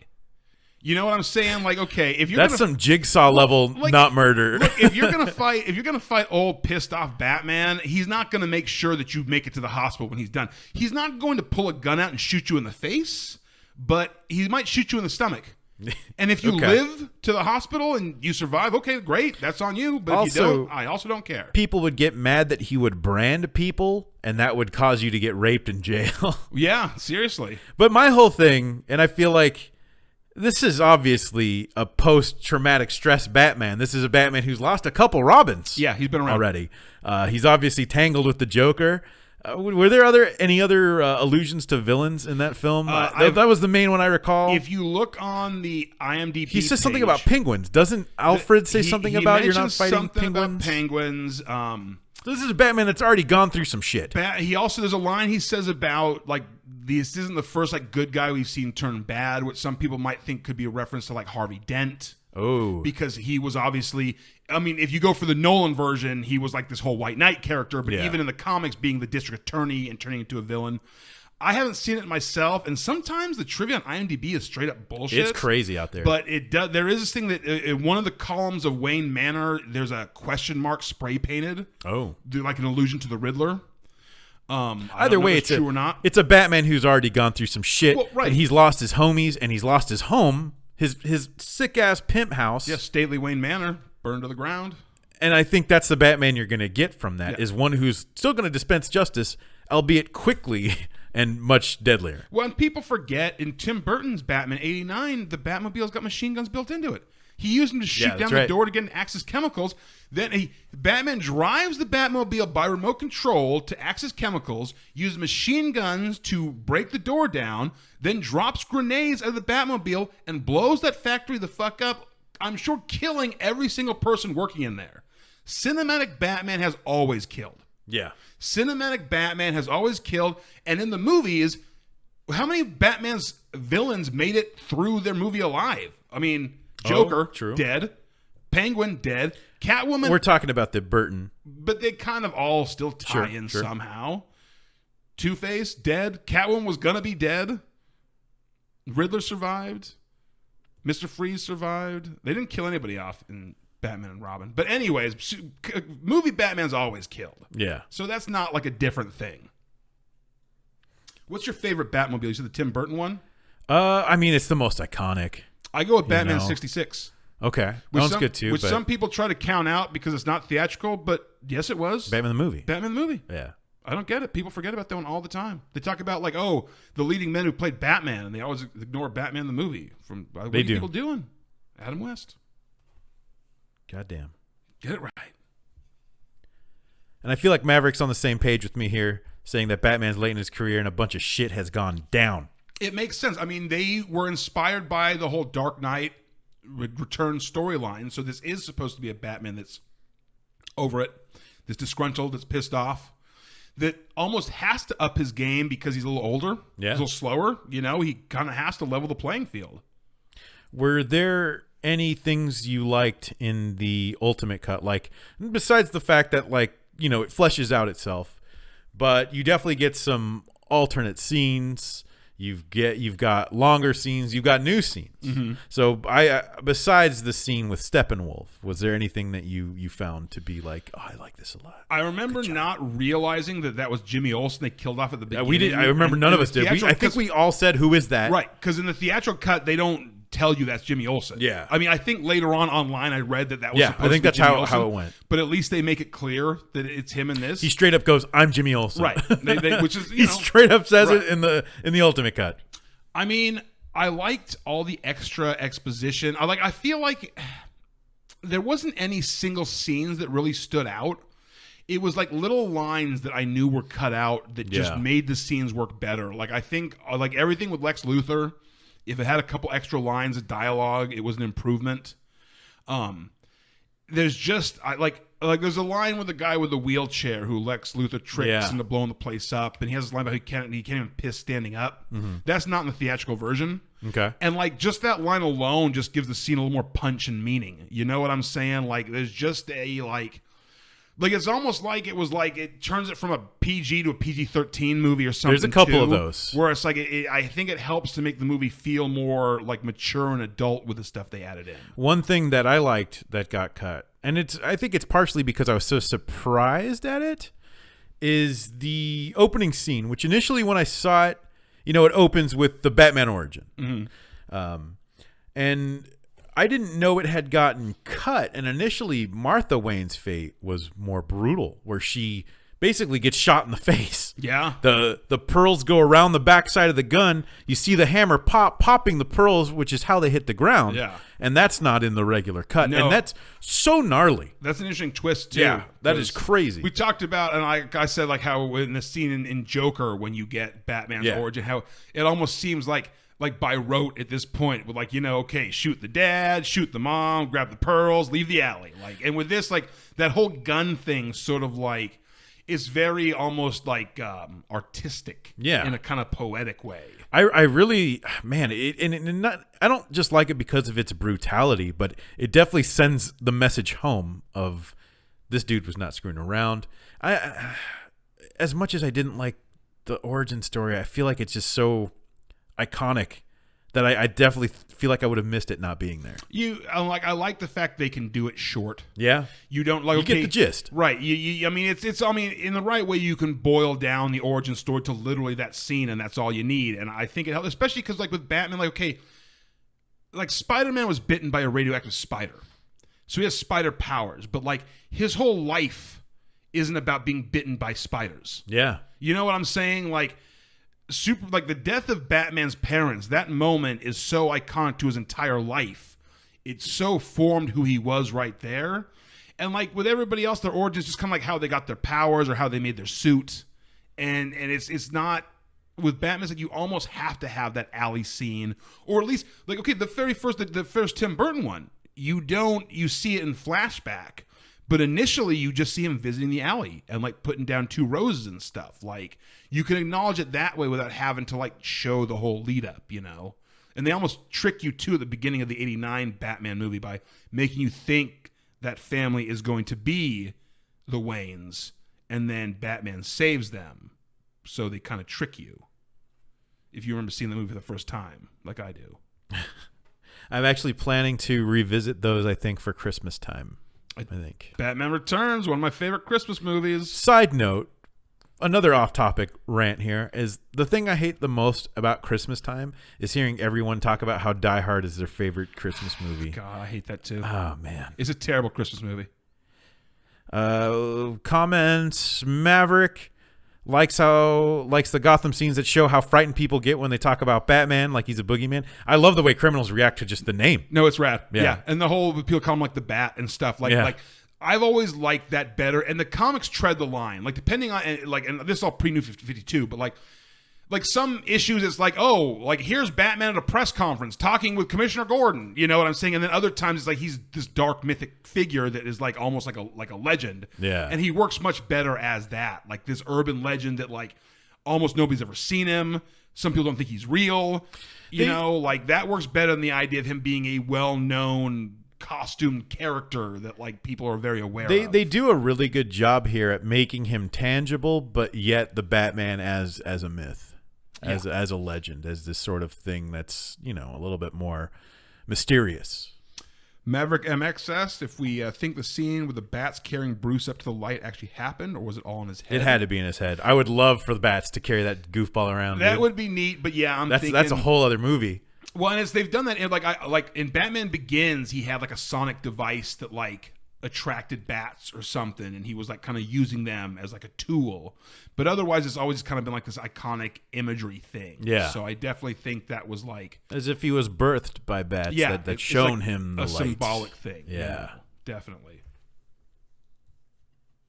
Also cool to see Jeffrey Dean Morgan as Thomas Wayne, who was also the comedian. Yes, that's right. Another comic role from and he's also Negan in The Walking Dead. So that's 3 comic roles for him. And those are just the ones we can name off the top of our heads. There's probably a ton. Probably more.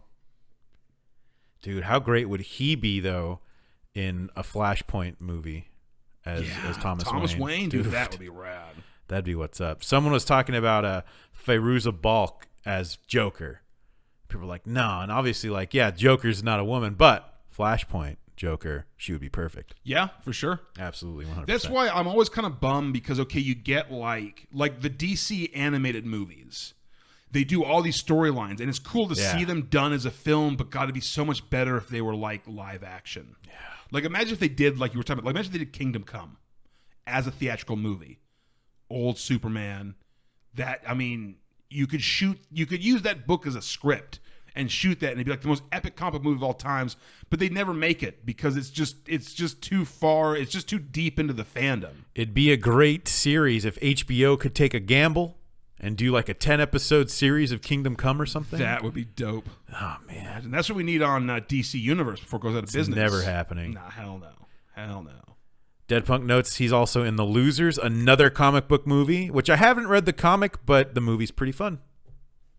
Yeah, he gets around. He Yeah. really gets around these comic roles. I knew it. I knew there had to be more. I think I read. Did I read a? No, I'm thinking about The Boys, not The Losers. I read some of The Boys. I have been reading the first trade of The Boys for the last like few months. Have you watched the Amazon series yet? Big time. I need to finish it. I got about halfway great. through. It's phenomenal. I gotta go. I just got distracted watching other stuff. It's great too because the comic is so different, and they both do what they need to very well. So like the series is really good at being grounded and still working with the source material and still being kind of funny and dark, while the comic is so comic booky that would never work as a show. It's true. And it's very I always said this too, that like it's funny that the comic book is more mature than the show could be. Yeah. Like it's funny that like a piece of pulp that's sold in a funny book shop that in theory is for children, not that it is, can still be so much more mature and adult than this overly produced, show from this network that's got all this stuff going on. Yeah. Like there's so many things that happen in that comic that they're not doing this for in sure. a TV show like ever. But they're doing quite a bit. They did what they could. They pushed the envelope more in some ways than I thought they would, but not as much as the comic does, for sure. Any thoughts on the upcoming Crisis on Infinite Earths crossover on the CW? Okay, here's my thing. Like, man, it sucks too because like I always think of me in the 90s. Yeah. Going to the comic shop every Wednesday and coming home with like so many DC books and reading Batman and Superman and Justice League and all this stuff and like waiting for these things. This is what I wanted. And then you get it, and then it's not, they almost did it with the DC Cinematic Universe. They just kind of blew it. So this CW thing looks rad. And every now and then, Kevin Conroy's playing Batman. I saw a picture Brandon Routh's playing of Superman. Brandon Routh, I think it was that Routh, guy, as Kingdom Come Superman, strangling the CW Superman. That's unbelievable. Blowing. Okay, unbelievable. First off, maybe you can answer this question for me. Is this going to be its own standalone thing where all these characters come, or is this going to be like, oh, you watch an episode of Arrow this week, and you watch an episode of Flash next week? Dead Punk probably knows better than I do, but I'm pretty sure it's that. Because if this was, because you've also got Legends of Tomorrow, which I've thought about watching but haven't. Like the problem is, every time I actually see a few minutes of these shows, it looks like nothing that I want to watch. Yeah, it looks like these are shows for like bored housewives. Or like tween girls. I think we've talked about this before where I watched a lot of Arrow and it's definitely like, to me, it was too ridiculous where like everybody's just this archer. Yeah. Which is just insanity. Right. Nobody's a gun guy. I mean, okay, his partner's a gun guy, but I mean like he just there's all these people with archery ability. Yeah. What the hell? Like somebody just picks up archery and they're the best archer? And like I remember hearing that like I think that like Flash and like Supergirl both have like musical episodes. I don't know. I'm sure. And it's like but that's not what like Flash was better than Green Arrow because it's at least when I saw it, Right. But my problem then was like, okay, every season ends in a fucking speedster. Yeah. So all these dickheads are just really fast and pieces of shit. Right. And it's like, and like you see like this whole Kingdom Come, this whole, crossover thing, it looks so cool when you see these photos, but I just like, because somebody put up a super cut of scenes from Supergirl, of like action scenes, and it's like, oh God, it's so rough. It looks like the kind of like cheesy 1990s syndicated show that you would catch on Saturday afternoons, like in between Jack of All Trades and like Cleopatra 2099 or whatever. Jesus. It's like, and this is like this show that people say is like really good, and like I want to watch it, but it just looks like it just in the end is like not good. So Dead Punk's saying it starts on Supergirl, then Batwoman, then Arrow, then Flash, then Legends, and is that it? It's just a 5-episode arc? So you're never gonna get me. I mean, if you just have to watch those 5 episodes, right? But how do I watch those 5 episodes? Wait for them to come on Netflix. I mean, but then I gotta seek out each show individually, and like, what if I was trying to do it in the chronological order when I was watching? It makes it tough. No bueno. Because and then it turns out that like you can only watch like Arrow on like the DC Nation now or something. There's gonna be some kind of thing where you're gonna get like all the parts of it, and like Dead Punk also notes they did a musical episode. It's as bad as you think. See, of course, and that's why. You know how many musical issues of Supergirl there's been? 0. Really? Yeah, it's just something they don't do in the comic books. There's never been an issue where like Supergirl is just singing the whole time. Yeah. And if that's what your show does, that's not a show that I'm going to watch. Fair enough. And so I guess sometimes I wish that I could get like kicked in the head by a mule so that like I could just lose all my cognitive reasoning and like my taste. And I could just like sit there in front of the TV just watching this stuff, just loving every minute of it. You wish that? Well, not really, but just, you know how sometimes like the whole ignorance is bliss thing, like if only I could be simple enough to just accept all this stuff and not just be so. I mean, it's my fault for being bitter and jaded. I would say try more Flash, and then that leads to like Legends of Tomorrow at some point. And I've thought about. But just that's going what I straight would to do. that. I would go Flash and Legends of Tomorrow because at least with Flash you get some of the rogues in there. I mean, see, I don't cool. know if I ever got to them joining up or anything. But because everybody said Supergirl was really good, and I almost started watching. I have that never heard anybody say that when it was new. Okay. When it was brand new, like when it was first airing on the CW. I heard Black Lightning's good. It is good, actually. That's the only one that I've watched some of. And There Black you go. Lightning actually is good. And I like that it's in its kind of standalone universe. Yeah. I don't think it ties in with the other ones. It's kind of a And smart. it's not goofy or stupid like I don't think there's a musical episode of Black Lightning. You know what I'm saying? Yeah. That's not the tone they're going for with that show. See, I always think that's like a late season thing too. I always think that's when you're on season 7 and 8, and you're like, "Well, just do a jump the fucking shark, music so- episode." I don't know. To Shit. hell with it. Yeah, because I know it's starting. So Dead Punk Gage says the first 3 start this Sunday, and the last 2 happen after the winter break on the Flash. I There do you go. not have the TiVo, attention span. TiVo that. What they need to do is when it's all over and done, Put it on Blu-ray? right? Yes. Cut it together That's what I was as a thinking, too. Blu-ray and put it out. They got it, right? I think they would be stupid buy not it. to. I'll watch it. I'll buy it. I'll check it out. You I'd buy it. You buy it. We'll watch it. I'd buy it for $15. Yeah, well, probably get even cheaper. I'm hoping. Wait for Black Friday, man. Anything above that, though, no dice. If it's not day one, $15, I'm waiting till it drops to 8. Cyber Monday 2021. There you go. It's gonna be We'll be talking about it. on Amazon Prime. They did the musical episode because Flash and Supergirl actors were on Glee. Oh, and some of the other actors are Broadway actors. See, I get that, but that's still. I just, I'm a purist on some level. Like I don't. You think the Flash and Supergirl have never sang before? Not in the comics. Not in the comics.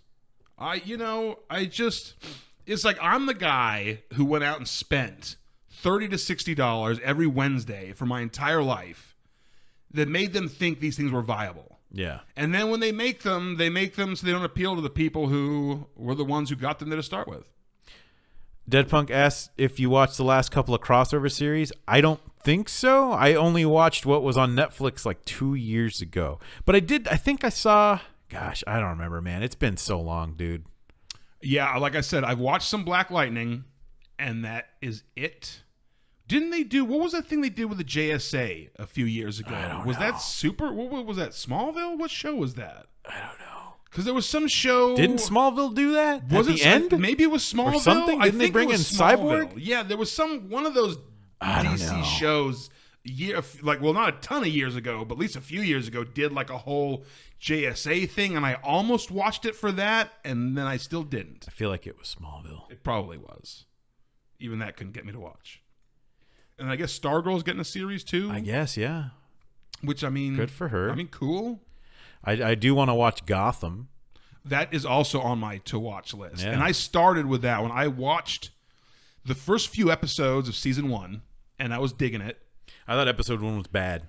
I thought, Like flat out. But then 2, and then it got better. did you get to the one with the weatherman who was kind of the first supervillain they had? I don't recall. He literally attaches people to weather balloons and they float up in the sky and die. That reminds me, in The Flash, Mark Hamill comes back as the Trickster. Oh. And it ties into the original Flash. Okay, I know That's what you're pretty talking dope. because I know what you're talking about because I know they also cast John Wesley Shipp, who was the Flash in the 90s Flash suit, which I loved, in a role, and the woman who was his girlfriend / Star Lab scientist, she, like, pretty much everybody who was in that 90s Flash TV series has been in the new Flash TV series, and that's rad. I mean, like I don't hate on these shows in the sense that I don't wish them to fail like I do other things. I want to like them. I just kind of sort of can't. But I think that's rad. I bought that Flash TV series on DVD. Yeah. I love that series. So great. So Dead Punk says they were possessed by an interdimensional Mr. Mixaplick, forcing them to sing their way out. Oh, that's one way to do it. Well, at least that fits in the canon. Gwalt says Gotham sucks, but I do love that they gave Bane his stupid mask from, obviously inspired by the movie. Of course. But I hope he talks like this. Of course. Gotham was one of those things that I wanted to start watching it when it was on, and I kind of missed a couple episodes, and it's like, oh, I'll get caught up, and then I just never got caught up. Yeah, same. And I know it seemed like it seemed like the longer it ran, the stupider it got, maybe. They wrapped it up, though. Good for them. But yeah, at least they got to the end, because I know there's something where like eventually they introduced the Joker and pretty Yeah. much everybody, but then like, how is it not a Batman show at this point? Like, you know what I'm saying? Like, just make it Batman the show if you're gonna. I guess through you all got to this. watch and find out, right? At some point, like I think I've talked about it. At some point, I feel like I'll be like, both legs in full traction, like up to my pelvis. Can't even move. Just park me in front of a TV, and I will just watch all of these things and get caught up in all of these shows. He plays Henry Allen, Barry's father, and Jay Garrick Flash. See, that's rad. See, I do love that. That's why I'm saying start with the Flash. Maybe I'll give it a the shot. Flash a chance and give it. You have to with shows. You have to give a bigger chance than a couple episodes. True. It's unfortunate, but you have to give it a. Man, sometimes a season. Sons of Anarchy. I didn't like season 1. Season 2 is fantastic. Everything after that, I wasn't a fan of. Boy, man, it's just hard. That's why I only watch movies. It's just so hard to find time for any of this. Yeah. I like movies. Shit, what a Batman v Superman episode.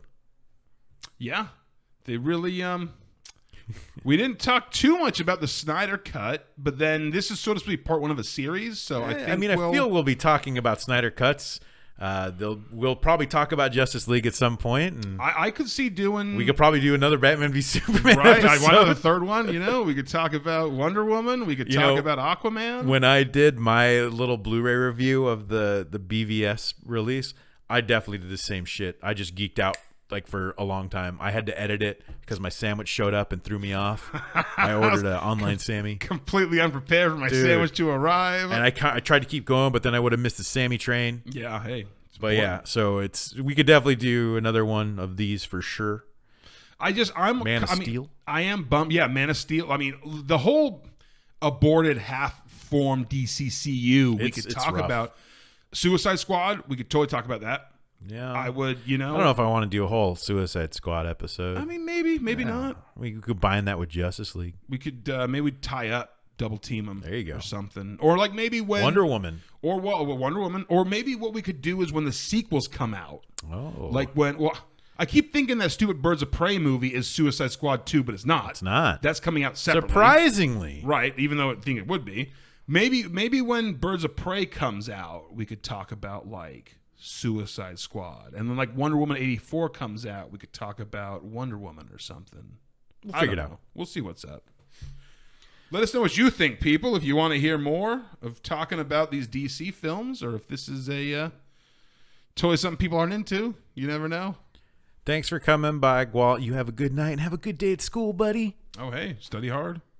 I dropped my class for this semester. What the hell's going on with you? I You didn't are have a mess. time to do it. Shit. I'm phoning it in this semester. I think that concludes this ep. Well, yes. Sort of. Yeah. I mean, we definitely talked about BVS. I mean, how do you even end it? Because, like, really, it's not like there's any kind of resolution. Definitely, okay, if you haven't seen it, definitely watch the Ultimate Cut. Watch the Ultimate. It's 3 hours. So that's, I guess, one thing to note is it's a half hour of additional footage. And the original cut, I heard, the true Snyder cut of this film, I heard was 4 hours. Really? Before they cut it down. Whoa. Yeah, they're I supposedly... can't imagine what would be on the cutting room floor after watching that 3 hour flick. You always hear when they say about these super long versions of films, and I'm like, unless you're completely excising entire characters and storylines, like... Is it just more people talking of the same stuff? Ari Aster says there's a 4 hour cut of Hereditary. Yeah, and like what we got, or the longer cut of Midsummer, same thing. Like unless you totally cut out a whole separate B plot. Yeah, I don't understand. Like, and I'm not complaining. And I mean, I would be if it was something worthwhile. I'm not saying I wouldn't sit through a 4 hour cut of I'll Batman watch it. but I'm just wondering, like, what could be in that excised fourth hour? What would it really be other than more talking and exposition? Yeah, right. I don't know. It's weird. Got me. But yeah, I mean, if you have the Blu-ray, it's pretty much a combo pack where you get both. Don't bother with the theatrical cut. It's just confusing. It's just confusing, and it's just less. It's like when they did the whole extended cut of Lord of the Rings on DVD. You can take the theatrical cut and throw them away. You don't need them anymore. The extended cut is the superior film. They had to cut it for time for theaters, but now you've got the full version. Yeah, there's really a huge difference. And it's weird, too, because it's not like, I don't know, sometimes you see these director cuts and they're just these scenes out of order. But it really does. I mean, there's whole other characters that get added in Snyder's Ultimate Cut here. Yeah. The character that helps Lois Lane, played by Jenna Malone from Donnie Darko, she's now in the movie. She was cut. So you get a little bit more to look forward to. It's bizarre. They should have released it. But I think people would have been thrown off by a 3 hour superhero movie. I don't think the world was ready. I don't think so. Even though they ended up going beyond that point, I think at the time, probably too much. Yeah. But I think over time, I mean, with revisiting, I think these films will have less negative opinions. I think so, too. And I mean, we'll see how people, I mean, we got the Batman coming out, which has literally every character from the Batman universe crammed into it somehow. Fingers crossed for that one. I'm worried, but we'll see. And I am, for one, bummed that basically, other than possibly Wonder Woman 2 and maybe like an Aquaman film or something, that this version of the universe is dead, because I would have liked to have seen it get a chance to spread its wings and fly. I think Cavill recently talked about still wanting to play Superman or something. Like, that's still possible? He does, and he technically has a contract to play it one more time, but what I've read is that officially Warner Brothers has no plans to go forward with any Ben Affleck or Henry Cavill thing, especially with the success of the Joker. Yeah. Even like, okay, like obviously Wonder Woman 2 is in the works. They can't stop that. It's done. I don't know if we're even going to get like Aquaman 2. Like, Aquaman was a success. Yeah. People liked Aquaman. It didn't bomb. It made money. The critics liked it. Fans liked it. They sold merchandise. But even that, I don't know if we're, because I think it's like we're going to get Joker 2. And they're talking about doing a Harvey Dent Two-Face movie like the Joker. I'm into this whole idea. I mean, I've been saying it for a while that there should be movies focused on villains. You know, I was saying that years ago. Even when I first started my channel and some of my earlier reviews, I was talking about how great it would be to have these films based on villains, just because it's this whole other perspective. And it doesn't even have to make you sympathetic with the Joker proved. I think it made you sympathetic in the right ways. Amazing Spider-Man 2, they were setting up that whole Sinister Six film. Right. But then that reboot, it didn't happen. What a shame, because Amazing Spider-Man 2 was garbage. It was, but I guess it's a bad thing when the most exciting thing of your movie is the end credits. The ending. Yeah. Where it's like the whole time you're checking your watch, and then it's like, oh my God, the lizard and the vulture and all this stuff. Like, it's so cool, and the movie's over. I'm out of here. No, thank you. But anyways, thank you all. We need to get ending music or something. Oh, we should. Yeah, something that kind of wraps it I'll up. have to work on that. Thank you all for listening and sitting through this rant fest. It's very hard to talk about something you enjoy so much and so passionate about and stay on topic. That's one thing I've always learned. Well, and we excel at not staying on topic anyways. So no matter what we're talking about, we'll go in any direction. But definitely thank you all for joining us. It's always fun. Oh, wait. We got one last one. Deadpunk Gage, what do you think about J.J. Abrams taking over the DCU and the talk of the Calvin Ellis version of Superman? I don't like any of that. I hate J.J. Abrams. I think I do hate J.J. Abrams now. I do too. I didn't used to. I didn't used to either. I didn't used to. Like, a lot of people, like, I wasn't a fan, but I didn't hate him. And, like, I kind of understand the hatred, but, like, now I do. And, like, I hate that he's, like, this lazy quick fix where he just thinks that, like, literally, like, oh, if your franchise failing, people don't like your movie, well, just call J.J. Abrams. Right. He's just going to fix it. Well, he didn't fix Star Trek.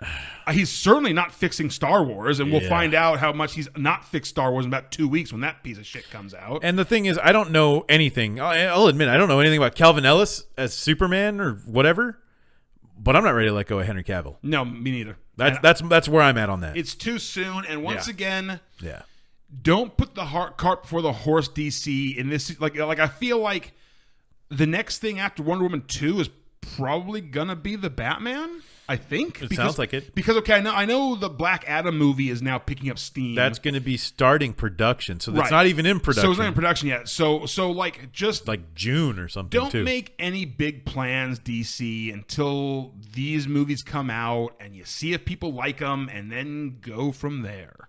Yeah, but like they're already talking about like, oh, can we have the Robert Pattinson Batman meet the Joaquin Phoenix Joker? Gross. Will that happen? Like just like let this stuff play out a little bit naturally. Calvin Ellis is the Black Superman. Yeah, I thought I heard that. I like Cavill so much, man. Well, and just make Steel then. I mean, I don't I've always taken issue with the idea that you just change a character's race and like boom, racism solved. Like I don't like okay, I guess make Superman black. Like why not? Well then why not just make like every character black? Have we solved the problem now? Is that are things better now? Quick side note is this one guy I not really know, like online know-ish, posted some blog and he was like, oh, I put my cast list for who I want to play in the Batman, like my dream cast for Batman.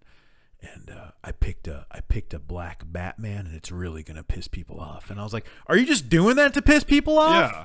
Or like, do you actually believe in this?" And I couldn't really tell because I feel like if you thought like no, check this out. Idris Elba will be great as Batman. And you've got like whatever about it, sure. But if you're just doing it to like piss people off, that's crazy town to me. Right. What's the point? Well, and why not? I mean, because why not just be like, oh, like just make it a woman too, or like how about a black woman? I mean, you know what I'm saying?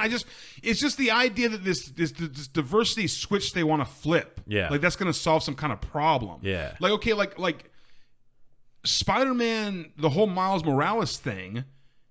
It's different characters. They didn't just make Peter Parker black. They created Calvin a new Ellis character. is a different character. Well, no, that's true. And I guess, is he the Barack Obama one? I don't know. There is that, and I got an action figure of him. There is that Earth 32 Barack Obama Superman. Okay.